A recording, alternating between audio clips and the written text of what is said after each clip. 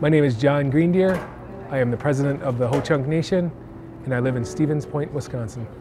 Wisconsin is very fortunate to have the relationship between the state and the tribes of the nation. A while back, the state of Wisconsin issued Executive Order 39, which was followed President Clinton's order to create agencies and consultation agreements with tribes across the United States. The Wisconsin version is a little bit different. We actually have direct consultation where the agencies are mandated to meet at least once a year, and what we found is many of the agencies, as this relationship evolved, meet more than once and actually go through a lot of the things that are more relevant to the tribes that they're working with. My name is Bill Quackenbush.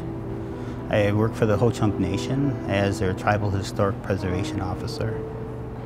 One of the ways that we feel that has positively affected, both the tribes and the state with certain projects that recently have taken place was that by both interacting, in early and effective communication, in the various aspects that surround, certain projects that involve the state Department of Transportation, the federal highways, and tribes, is that the communication is much more efficient now. We do the early and effective discussions and set bases where we can create programmatic agreements and such. And to this, the Tribal Task Force, for example, is a great conduit of activity for us.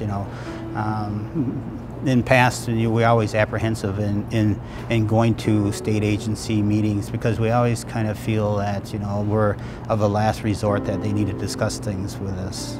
But as we go to these gatherings now, these conferences and these meetings, we look forward to the interaction that takes place because we know that they're very productive, and that everything that the tribe interjects is always received and looked at seriously from the state's end. Allowing us to communicate with each other allows us to be responsive for our communities, to have preparation plans together, collaborative, and make better use of our resources. So I do believe that the constant engagement allows us a little bit more access to preparedness for whether it be a financial or whether it be related to job creation, job growth, economic development, cultural preservation. Those are all the elements that I believe are important to both of our unique governments. And one of the things that we look forward to within the next 3 to 5 years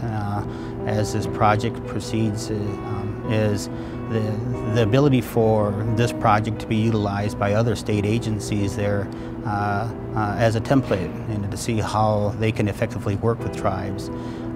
You cannot put a price on or a value on the communication that is taking place right now between a state agency as the DOT and tribes right now. When you have all 11 and other tribes working with the state DOT hand in hand, to me, that's a very effective process, a very efficient process.